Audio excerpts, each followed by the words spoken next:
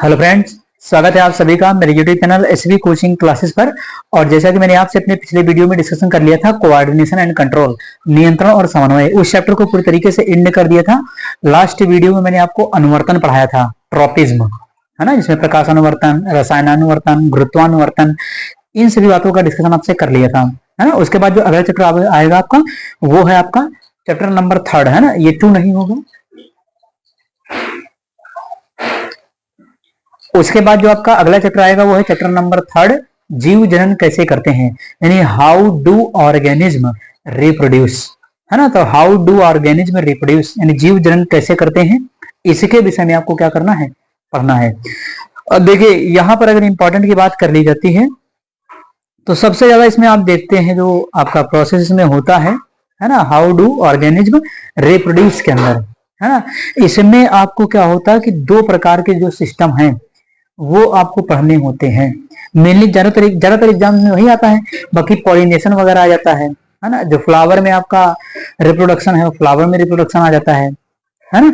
तो इस प्रकार से ये कुछ 1-2 महत्वपूर्ण इसके अंदर टॉपिक होते हैं जिनके विषय में आपको एग्जाम के लिए प्रिपेयर करना पड़ता है ना। वो इंपॉर्टेंट ही हो जाते हैं उसके लिए कि उसको पढ़ना ही पढ़ना रहता है, ठीक है। तो देखिएगा यहाँ पर लिखा हुआ है जनन यानी रिप्रोडक्शन, है ना। अब ये रिप्रोडक्शन होता क्या है ना। तो जब आप रिप्रोडक्शन की बात करते हैं तो इसमें क्या होता है कि जब यहाँ पर क्या होता है कि कोई भी एक एनिमल या कोई भी एक प्राणी, है ना, जब अपने जैसे दूसरे प्राणी को उत्पन्न करता है ना, तो उस प्रोसेस को क्या कहते हैं, रिप्रोडक्शन कहते हैं, जनन कहते हैं, है ना।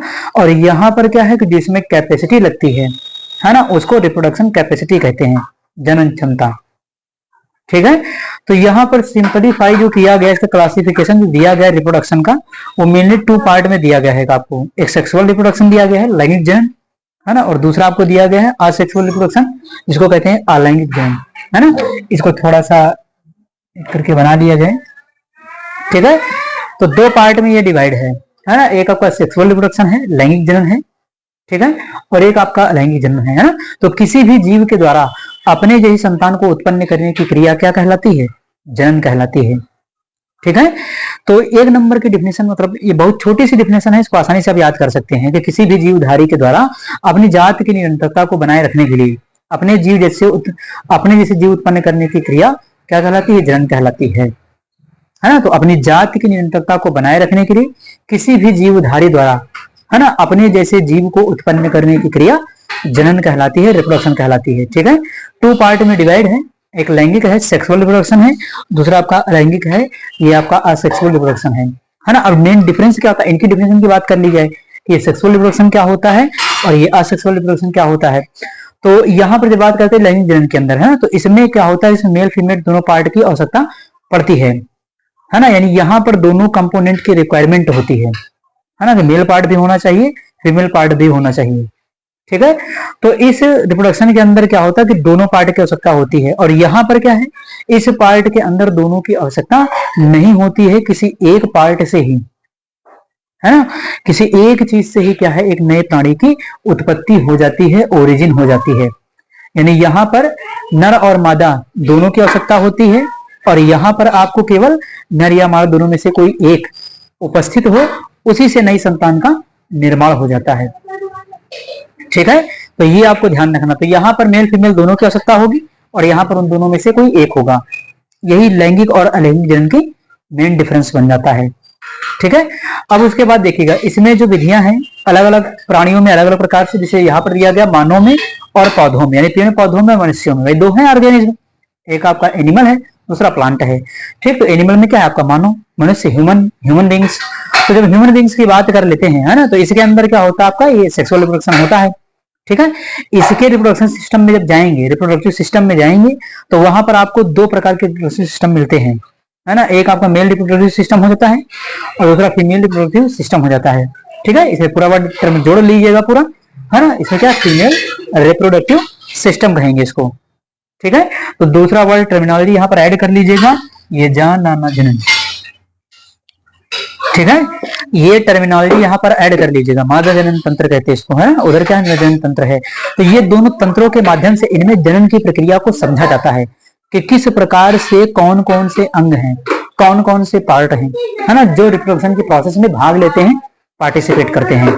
ठीक है, एग्जाम के लिए दृष्टि से थोड़ा सा ज्यादा इंपॉर्टेंट हो जाता है ये दोनों पार्ट, है ना। अक्सर इनका डायग्राम वगैरह जो आपसे पूछ लिया जाता है, इनकी थ्योरी वगैरह भी पूछ ली जाती है। तो लैंगिक में आपका जो ज्यादातर इंपॉर्टेंट आपका ये दोनों रहता है ना। बाकी आपका जो फ्लावर में है, रिप्रोडक्शन इन फ्लावर या प्लांट्स, वो भी आपका क्या रहता है, इंपॉर्टेंट रहता है, जिसमें हम क्या पढ़ते हैं, देखिए पुष्पी पादपों में हम इसमें पुष्प उत्पन्न होते हैं, उनकी बात कर रहे हैं, पुष्पी पादप, है ना। उसमें जो रिप्रोडक्शन की जो प्रोसेस है उसको एक स्पेशल नाम दिया जाता है, जिसको कहते हैं पॉलिनेशन, परागण, है ना। तो पौधों में जो जनन की प्रक्रिया है उसको स्पेशल नाम दिया गया, परागण कहते हैं जिसको, पॉलिनेशन इंग्लिश में कहते हैं उसको। ठीक, तो परागण की क्रिया के माध्यम से क्या होता है, पौधों में जनन होता है। ठीक है, तो इतना पार्ट आपका जाता है सेक्सुअल रिप्रोडक्शन के अंदर, है ना। एक ह्यूमन बींग्स में था, दूसरा प्लांट्स में था, तो दोनों में हम क्या करते हैं, ये पढ़ लेते हैं इस तरीके से, है ना। उसके बाद देखिएगा, इसमें जब आते हैं असेक्सुअल रिप्रोडक्शन में, है ना, इसके अंदर क्या है, तो यहाँ कई सारी प्रोसेस होती हैं, कई सारे प्राणियों में अलग अलग प्रकार से ये हो सकता है। ठीक है, तो देखिएगा, जैसे पहला दिया गया आपको फ्रेगमेंटेशन यानी विखंडन दिया गया है ना।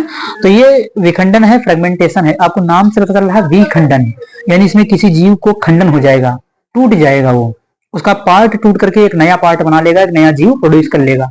ठीक है, तो विखंडन दो प्रकार का हो सकता है, एक द्विखंडन जिसको बाइनरी फिशन कहते हैं, है ना, पैरामीशियम वगैरह में हो जाता है बाइनरी फिशन। ठीक है, बहुखंडन, और ये बहुखंडन भी हो जाता है। ठीक है, जिसको हम क्या कह सकते हैं, पॉली फ्रेगमेंटेशन कह सकते हैं, है ना, या पॉलीफिजन कह सकते हैं इसको। ठीक है, तो द्विखंडन, बहुखंडन, ये बहु का मतलब बहुत सारे खंडों में टूट जाना, और द्विखंडन का मतलब क्या है, यहाँ पर बनने वाले खंड कितने होंगे, दो, संख्या ही बता दिया, दो। ठीक है, सेकंड नंबर आपका जो है बडिंग यानी मुकुलन दिया गया है। तो बडिंग क्या होता है, जैसे ईस्ट वगैरह होते हैं, तो ईस्ट में क्या होता है, ईस्ट में बडिंग होती है ना। इसमें क्या होता है कि पौधे का कोई एक साइड से पार्ट निकल करके एक नए पौधे का निर्माण कर लेता है बडिंग के तौर पर। ठीक है, तो बडिंग हो गया, मुकुलन, अभी डिटेल में जब पढ़ेंगे तो जानेंगे सभी के विषय में। ठीक है, उसके बाद आ जाता है स्पोरोजेनेसिस, है ना, जिसको कहते हैं बीजाणु जनन, है ना। तो स्पोरोजेनेसिस इसको इंग्लिश में कहते हैं, हिंदी में कहते हैं बीजाणु जनन, है ना। तो जहां पर बीजों के माध्यम से जन्म हो जाता है उसे बीजाणु जनन कह देते हैं। ठीक है, उसके बाद लिखा है पुनरुद्भवन, पुनरुद्भवन का मतलब है रीजनरेशन, है ना, किसी कटे हुए भाग से एक नए प्राणी का उत्पन्न हो जाना रीजनरेशन कहलाता है ना। किसी एक भाग से एक नए प्राणी का विकसित हो जाना कहलाएगा पुनरुद्भवन, रीजनरेशन। ठीक है, उसके बाद दिया गया आपको कायिक जनन, है ना।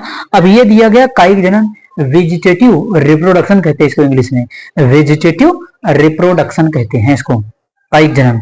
ये भी दो विधियों से होता है, कौन कौन सी विधि है, एक है नेचुरल, है ना, आपका वेजिटेटिव रिप्रोडक्शन यानी प्राकृतिक कायिक जनन, और दूसरा है आर्टिफिशियल वेजिटेटिव रिप्रोडक्शन। ठीक है, जिसको हम क्या कहते हैं, कृत्रिम कायिक जनन। तो ये हो जाते हैं आपके दोनों टाइप, है ना। तो आप क्या करिए, इसका स्क्रीनशॉट ले लीजिए। फिर इसके बाद मैं पहले क्या करूंगा, यहाँ पर एसेक्सुअल रिप्रोडक्शन जो आपका है, अलैंगिक जनन, इसकी कुछ विधियों का आपसे डिस्कशन आज कर लूंगा, है ना। बाकी जो बचेगा आपका वो नेक्स्ट पार्ट में आपका डिस्कशन हो जाएगा उसका। ठीक है, तो आप इसका स्क्रीनशॉट ले लीजिए।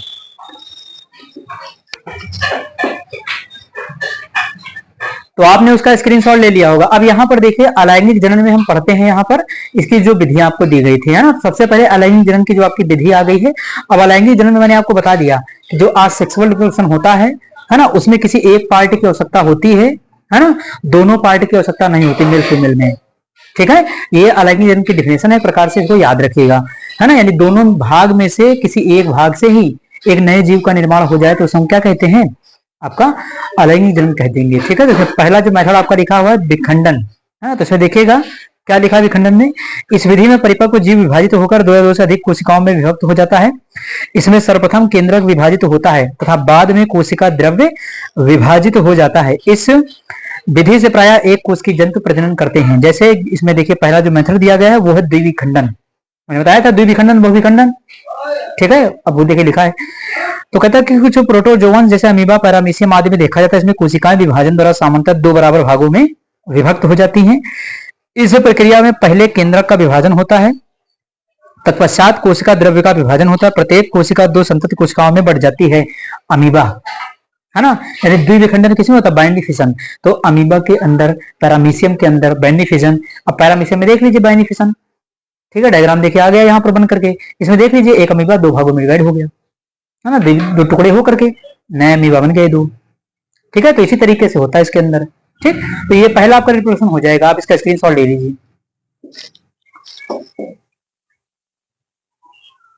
चलिए, तो आपने उसका स्क्रीनशॉट ले लिया होगा। सेकंड देखिएगा आपका बहुविखंडन। कहता है कि कुछ एक कोश की जंतुओं में कोशिका द्रव विभाजित होकर सूक्ष्म विखंड बना लेता है। अनुकूल परिस्थितियों में कोशिका आवरण फटने पर ये विखंड मुक्त होकर स्वतंत्र परजीवियों में विकसित हो जाते हैं। उदाहरण प्लाज्मोडियम मलेरिया परजीवी। तो कहता है कि जो मलेरिया परजीवी है, देखिए बहुविखंडन का मतलब क्या, बहुत सारे खंड बन जाए। तो मलेरिया परजीवी का जब जीवन चक्र देखेंगे, है ना, उसमें जब आप रिप्रोडक्शन देखेंगे, उसमें कई सारी स्टेज के अंदर आती है, कई भागों में वो टूट जाता है। ठीक है, तो ये आपका सेकंड हो जाता है। आप क्या करिए, इसका स्क्रीनशॉट ले लीजिए।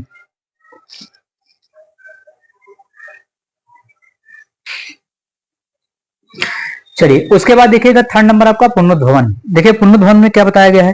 कहता है कि स्पंज, हाइड्रा आदि जीवों को दो या दो से अधिक भागों में काटने पर प्रत्येक भाग अपनी कमियों को पूरा करके एक पूर्ण जीव बना लेता है। इस प्रकार केचुआ, सितारा मछली आदि भी शरीर का अधिकांश भाग दोबारा बना लेते हैं।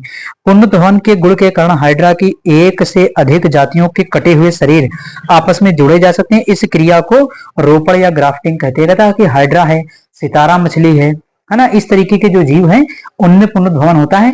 कटे हुए भाग से एक नया जीव उत्पन्न हो जाता है ना। डायग्राम भी देखना चाहें तो देख लीजिए, हाइड्रा का डायग्राम यहाँ पर आपको दिखा दिया गया है, इसमें कैसे होता है। ठीक है, तो पुनरुद्भवन भी बहुत खास नहीं है, कटे हुए भाग से एक नया जीव बन जाएगा। तो आप इसका स्क्रीनशॉट ले लीजिए। उसके बाद देखिएगा अगला नेक्स्ट नंबर है, वो आपका है मुकुलन, है ना। मुकुलन में देखिए क्या बताया गया है। कहता है कि कुछ निम्न श्रेणी के बहुकोशिकीय जंतु जैसे हाइड्रा में मुकुलन भी होता है। इसके अलावा यीस्ट में मुकुलन आपको बहुत अच्छा देखने का एग्जांपल मिलेगा, यीस्ट में, है ना।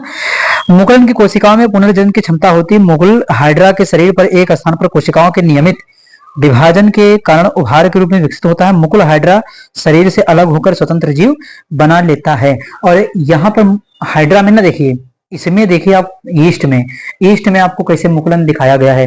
तो कई सारे पार्ट हैं यहाँ पर अलग अलग, है ना। एक छोटा पार्ट बाहर निकल करके एक नए जीव का फॉर्मेशन कर लेता है। तो मुकुलन का ये डायग्राम आपको दिखा दिया गया है ना। तो आप इसका स्क्रीनशॉट ले लीजिए, फिर आगे जो बचा मेथड है उसका डिस्कशन कर लेते हैं।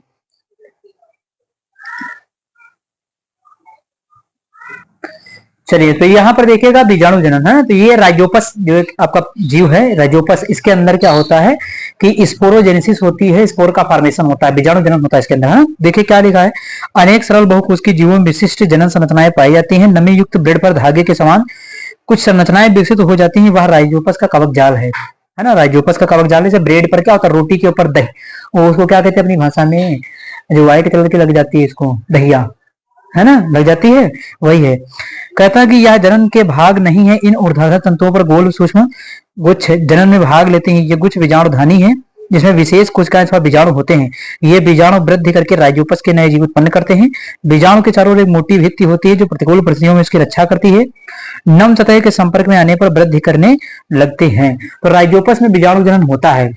ठीक है, कैसी प्रोसेस है, थ्योरी यहाँ पर आपकी लिखी हुई है। ठीक है, तो ये आपकी हो जाती है अलैंगिक जनन की प्रोसेस, है ना। उम्मीद करता हूं कि आज जो मैंने टॉपिक लिया था वो आपको समझ में आया हुआ होगा, है ना। इसके बाद देखिए कायिक जनन क्या है, बहुत बड़ा है। वेजिटेटिव रिप्रोडक्शन मोस्ट इंपॉर्टेंट है और वो बड़ा भी है, दो टाइप में है और काफी इंपॉर्टेंट भी है। तो उसका डिस्कशन आपसे करेंगे सेपरेट वीडियो में, है ना। तो आप तब तक इसको पढ़ते रहिए, नोट्स वगैरह इसका बना लीजिएगा, है ना। इसमें तो कोई खास उतना इंपॉर्टेंट नहीं है, लेकिन जानकारी होनी चाहिए आपको। ठीक है, तो उम्मीद करता हूं कि आज जो मैंने आपको पढ़ाया है वो समझ में आया हुआ होगा। और अगर चैनल पर नए, चैनल को सब्सक्राइब करिए, वीडियो को लाइक करिए और शेयर करते रहिए। Thanks for watching this video.